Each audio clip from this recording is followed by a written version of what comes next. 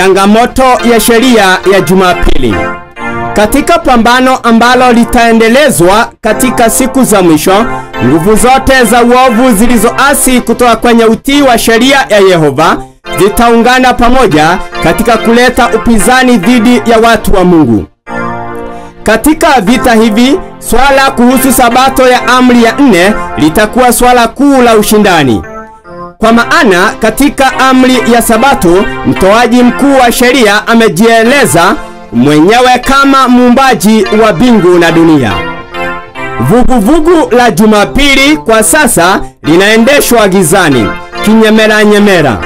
Viongozi wanauficha ukweli halisi kuhusu jambo lenyewe hasa, na wengi wanaojiunga katika mwamko huu wao wenyewe hawatambui ni wapi msukumo huu wa kichini unapoelekea. Wanatenda kazi gizani. Hawaoni kuwa wao kama serikali ya Kiprotestanti wanazitupilia mbali kanuni ambazo zimewafanya kuwa taifa huru linalojitegemea. Na kwa kutunga sheria batili hutia ndani ya katiba kanuni ambazo zitaeneza uongo na udanganyifu wa kipapa. Wakijitumbukiza katika ukatili wa kutisha wa Kirumi kama ulivyofanyika wakati wa zama za giza. Wako wengi waliokaa kivivu ambao kwa usemi mwingine ni kwamba wamelala. Wanasema kama unabii umekwisha tabiri kutakuwa na urasimishwaji wa utungaji wa sheria ya Jumapili, basi sheria hiyo lazima itatungwa. Na wanapofika hitimisho hili, hukaa na kutulia wakilitazamia tukio hili, huku wakijifariji wao wenyewe na wazo kwamba Mungu atawalinda watu wake katika siku ya taabu. Lakini Mungu hata tuokoa kama hatufanyi juhudi kutenda kazi aliyoiweka chini ya uwezo wetu kuitekeleza. Kama walinzi waaminifu, tunapaswa kutoa onyo tunapoona upanga unakuja, ili kwamba wanaume na wanawake kama wakijulishwa ukweli wasingeendelea katika mwenendo wa kutojali. Pingeni sheria ya Jumapili kwa karamu na kwa kura. Hatuwezi kufanya kazi ili kuwapendeza watu ambao watatumia mvuto wao kuzuia uhuru wa kidini na kuweka katika utendaji wao sheria za ugandamizaji ili kuongoza au kuwashurutisha wanadamu wenzao kushika Jumapili kama sabato. Jumapili iliyo siku ya kwanza ya juma sio siku inayostahili kuheshimiwa. Ni sabato ya uongo. Na washirika wa familia ya Bwana hawawezi kushirikiana na watu ambao wanaiinua siku hii na kuvunja sheria ya Mungu kwa kuikanyanga sabato yake. Watu wa Mungu hawapasi kuwapigia kura ili kuwaweka madarakani watu kama hao. Kwa maana wakati wafanyapo hivi watakuwa washirika pamoja nao wa dhambi wazifanyazo wawapo madarakani. Waprotestanti watatumia uwezo wao wote wa ushawishi na nguvu zao zote kuunga mkono upande wa upapa.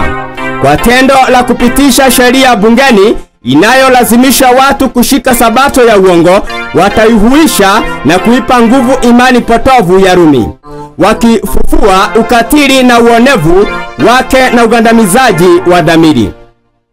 Bado kitambo kidogo tu sheria ya Jumapili zitapitishwa. Kadi tunavyokaribia kipeo cha mgogoro wa mwisho, ni wakati mzuri na muhimu sana kwamba pawepo na mapatano na umoja miongoni mwa watendakazi wa Bwana. Ulimwengu unajawa na tufani na vita na kuitirafiana. Lakini watakapokuwa chini ya kiongozi mmoja, nguvu za upapa, watu wataungana pamoja kumpinga Mungu kwa njia ya kuwapinga mashahidi wake. Muungano huu utakuwa umeimarishwa na uasi mkuu. Sheria zilazimishazo uadhimishaji wa Jumapili kama sabato zitasababisha ukiukaji wa katiba kitaifa ili kutenda kinyume na kanuni za jamhuri ambayo serikali ilikuwa imejengwa juu yake. Dini ya upapa itapokelewa na kukubaliwa na watu, na sheria ya Mungu itatunguliwa na kuondolewa. Wakati serikali itakapotumia nguvu zake za dola kulazimisha amri hizo na kutegemeza desturi na maagizo ya kanisa, ndipo Amerika ya Kiprotestanti itakuwa imefanya sanamu kwa upapa, na kufuatiwa na uasi wa kitaifa ambao utaishia tu katika kuangamia kwa taifa. Kwa kadri Amerika, ambayo ni nchi yenye uhuru wa kidini, itakavyounga mkono upapa katika kulazimisha dhamiri za watu kwa kuwashurutisha kuheshimu sabato ya uongo, watu wa kila nchi juu ya uso wa dunia wataingia katika mkumbo na kufuata mfano wake. Watu wa Mungu watakaoingia kipindi hiki wafanye kazi kwa hekima nyingi na kumwomba Mungu awaongoze. Jambo moja muhimu la kuzingatia ni kuwa wakati wa mateso, waonyeshani maadui zetu upendo, kwani utakuwa silaha kubwa ambayo hawawezi kusimama mbele zake, nao utakuwa ushuhuda wa milele kuwa tulikuwa pamoja na Kristo mioyoni mwetu.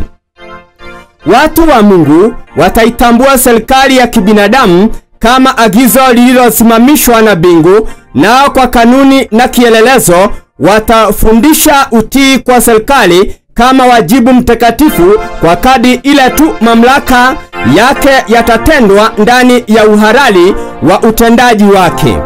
Lakini wakati madai yake yanapopambana na madai ya Mungu, lazima tuchague kumtii Mungu kuliko wanadamu. Neno la Mungu lazima likubaliwe na kutiiwa kama mamlaka iliyo juu ya sheria zote za kibinadamu. Hivi ndivyo asemavyo Bwana, haipaswi kusemwa ama kutupwa pembeni na mahali pake kuwekwa. Hivi ndivyo alisemavyo kanisa au serikali. Taji ya Kristo haina budi kuinuliwa juu zaidi ya taji zivaliwazo na wanadamu wenye mamlaka katika dunia hii. Kwa maelezo zaidi, soma Zaburi 132 fungu la 17 hadi 18. Shetani hutoa kwa wanadamu falme za ulimwengu kama tu watamtukuza. Wengi hufanya jambo hili kwa gharama ya kupoteza mbingu. Katika mfululizo wa mambo ya kutawazwa ya udanganyifu, Shetani mwenyewe atajifananisha kama Kristo. Kanisa limemtazamia Mwokozi kwa muda mrefu kutimiliza matumaini yake. Sasa mdanganyifu mkuu atajifanya kwamba ndiye Kristo anakuja. Shetani atajionyesha mwenyewe katika hali ya mng'ao kama kiumbe maarufu kabisa chenye kung'aa, kikimuigiza mwana wa Mungu kama anavyoelezwa katika Ufunuo 1 fungu la 13 hadi 15.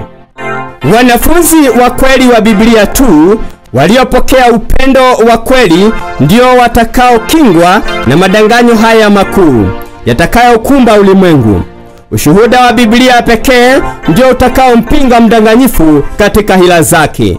Mathayo 24 fungu la 24 hadi 27.